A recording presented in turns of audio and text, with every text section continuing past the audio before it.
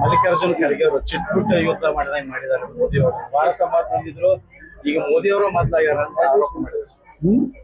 ಭಾರತ ದೇಶ ಮೊದ್ಲ ಅಂತ ಹೇಳ್ತಿದ್ರು, ನಾವು ಸಪೋರ್ಟ್ ಕೊಟ್ಟಿದೀವಿ, ಈಗ ಭಾರತಕ್ಕಿಂತ ಮೋದಿನೇ ಮೊದ್ಲಾದಂಗಾಗ್ಯದ ಅಂತ ಆರೋಪ ಮಾಡಿದ್ರು. ನೋಡ್ರಿ, ಯಾರ ನೇತೃತ್ವ ಇರ್ತದೆ, ನೀವು ಅವ್ರು ಹೇಳ್ತಾರಲ್ಲ, ಇಂದಿರಾ ಗಾಂಧಿ ಅವ್ರ ಇದ್ದಾಗ ಭಾರಿ 71ರಾಗ ಭಾರಿ ಯುದ್ಧ ಮಾಡಿದ್ರು, ಅದಕ್ಕೆ ಇಂದಿರಾ ಗಾಂಧಿ ಅವ್ರ ಕಾರಣ.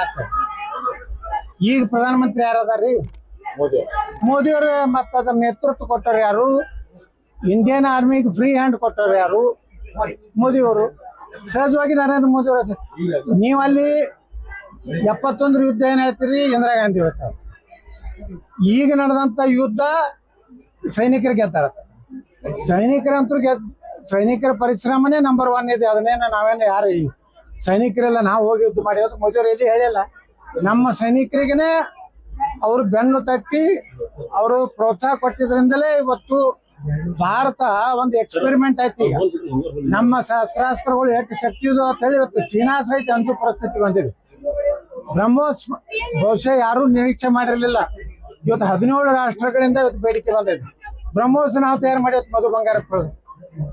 ಡಾಕ್ಟರ್ APJ ಕಲಾಂ ಅವರು ನಮ್ಮ ಅಣು ವಿಜ್ಞಾನಿ ಇದ್ದಾಗ, ಅಟಲ್ ಬಿಹಾರಿ ವಾಜಪೇಯಿ ಅವರು ಪ್ರಧಾನಮಂತ್ರಿ ಆದಾಗ ಮೊದಲು ಪ್ರಯೋಗ ಆಗಿತ್ತು ವಾಜಪೇಯಿ ಕಾಲದಾಗ.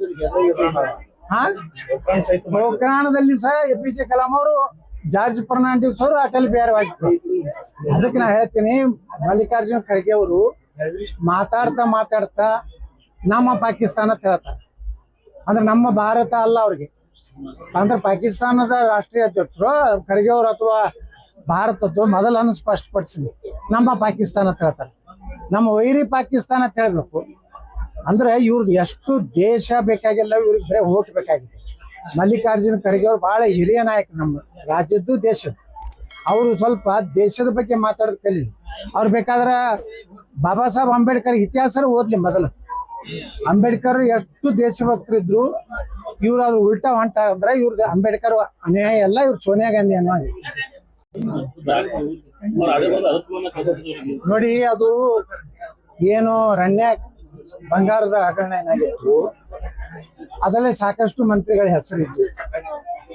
ಈಗ ಇಡಿ ಅವರಿಗೆ ಯಾವ್ಯಾವ ಮೇಲೆ ಸಂಶಯ ಬಂದಿದೆ, ಅವರು ಎನ್ಕ್ವೈರಿ ಮಾಡ್ತಾ ಇದ್ದಾರೆ. ಅವರು ಅದು ಇಂಡಿಪೆಂಡೆಂಟ್ ಏಜೆನ್ಸಿ. ಅದ್ರಾಗ ಯಾರು ಏನು BJP ಮಾಡ್ಸಕ್ ಬರೋದಿಲ್ಲ, ಕಾಂಗ್ರೆಸ್ನ ಏನು.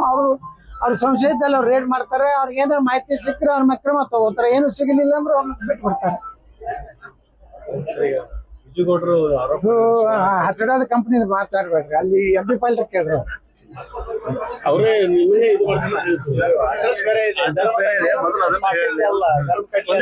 ಧರ್ಮ ಕಡ್ಲಿ ಅಂತ ಹೇಳಿ ಬಿರುದು. ಅದು ನಮ್ಗ ಕೆಂಬಾಯಿ ಒಳಗ ನಮ್ ಕುಟುಂಬಕ್ಕೆ ಬಿರುದು ಕೊಟ್ರು.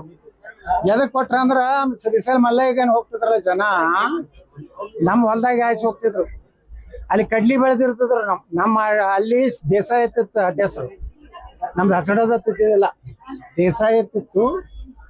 ಅಲ್ಲಿ ಧರ್ಮ ಕಡ್ಲೆದವ್ರ ಎದಕ್ ಬತ್ತಂದ್ರ, ಏನ್ ಈ ಕಡೆ ಎಲ್ಲ ನಡ್ಕೋತ ಅವಾಗೆಲ್ಲ ಪಾದಯಾತ್ರೆ ಕುದುರೆ ತಗೊಂಡ್ ಹೋಗ್ತಿದ್ರು ಶ್ರೀಶೈಲ ಮಲ್ಲಯ್ಯಗ. ನಮ್ಮ ಜಮೀನ್ದಾಂದೆ ಹಾಯಿಸಿ ಹೋಗ್ತಿದ್ರು, ನಮ್ಮ ಪೂರ್ವಜರ ಜಮೀನ್ದಾಗ. ಅವಾಗ ಅದು ಎಲ್ಲ ಕಡ್ಲಿ ತಿಂದು ತಮ್ಮ ಕುದುರೆಗಳಿಗೆಲ್ಲ ಕಡ್ಲಿ ತಿನ್ನಿಸಿ ಎಲ್ಲ ಹಂಗೆ ಹೋಗ್ತಿದ್ರು. ಆಯ್ತದ ಇರ್ಲಿ ಬಿಡು, ಏನ್ ದೇವ್ರಿಗೆ ಹೋಗೋರ್ ತಿಂತಾರ ಬಿಟ್ಟು ಬಿಡ್ತಿದ್ರು. ಮತ್ತವ್ರೇನ್ ಶ್ರೀಶೈಲ ಮಲ್ಲ ಅವಾಗ ಮತ್ತೆ ವಾಪಸ್ ಈಗ ಮೊದಲು ಹೋಗೋ ಮತ್ ಪಾದಯಾತ್ರೆ ಮಾಡ್ತಾರೆ. ಇಂಥ ಬಸ್ನ ಬರ್ತಾವ, ಬಸ್ ಹೋಗ್ತಿದ್ದಿಲ್ಲ, ಮತ್ತೆ ನಡ್ಕೋತ ಬರ್ತಿದ್ರು, ಮತ್ತೆ ಪಾದಯಾತ್ರೆ ಮಾಡ್ತಿದ್ರು. ಅವಾಗ ಹೆಂಗ್ ಎಷ್ಟು ಬೆಳೆ ಮೊದಲು ಇತ್ತಲ್ಲ ಮತ್ತೆ ಹಂಗೆ ನಿಂತಿರ್ತಿದ್ರು. ಅದಕ್ಕೆ ಅವ್ರೇನೋ